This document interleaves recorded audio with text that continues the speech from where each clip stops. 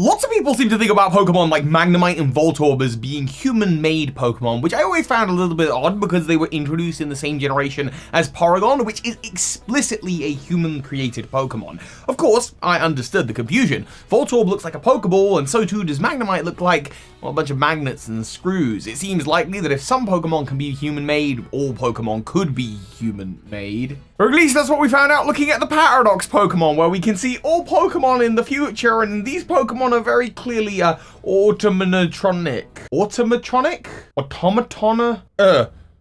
Sorry, Toby.exe stopped working, but we've since established that for sure Voltorb is not a human-made Pokemon. It's actually the Apricorns, and the Hisuian version came first. So very, very cool. But what about Magnemite? I've long since argued for Magnemite's existence not as a human-created Pokemon, but instead as an extraterrestrial Pokemon. And with the Paradox Pokemon, not of the future, but of the past, we can see this super clearly. Magnemite, or rather Magneton, got a new kind of variation, a past Paradox form called Sandy Shocks. It actually has legs in this version, where it's using its magnets as legs to walk around on the Earth's surface. But we've known that Magnemite existed in the ancient past as well, because we see depictions of Magnemite in the ancient past of the Pokemon world 3,000 years ago in the war against, well, whoever AZ was fighting in Kalos. On top of that, there is this really cool old school Pokemon binder that depicts Magnemites in the old ruin of Alph, but we don't actually know if this is canon or legit. The point is, Pokemon like Magnemite have thought to have been around for a long, long while, and when we look to its counterpart in Hoenn, Beldum, you can sort of see why.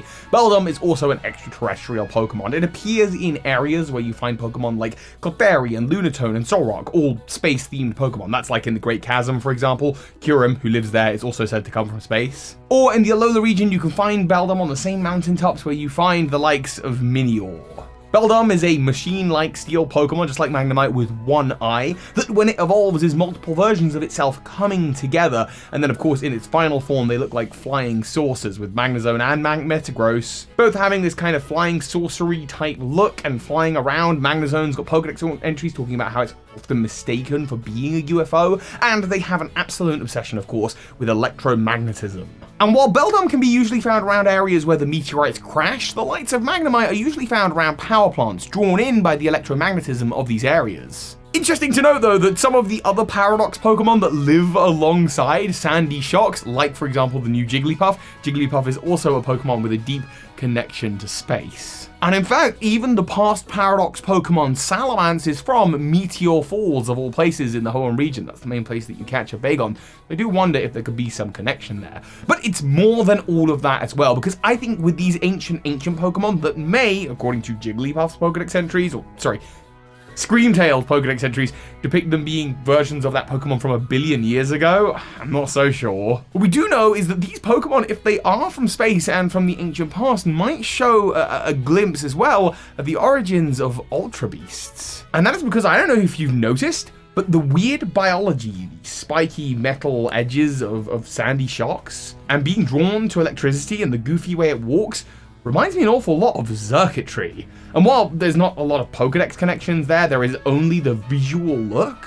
There is this idea that the universe and time are all connected, and if you travel far enough forward or far enough back, you may find yourself in another universe, in another space, perhaps in an ultra space. It's all just food for thought, and there's not really a clear theory to this one. It's just a short video. If you would like to learn more about the Tree of Pokemon Evolutionary Life, though, you can check out my Tree of Evolution videos. I've got my big This Generation all Paldean Pokemon added to the Tree video coming out. If it's not already out, then very, very soon. And of course, the new Tree of Evolution you can get yours using the link at the top of the description. Let me know what you think in the comments below. And of course, so hi, Pokemon Masters. This is Ash Ketchum. You just watched a video by Birdkeeper Toby. That makes you a Pokemon Master!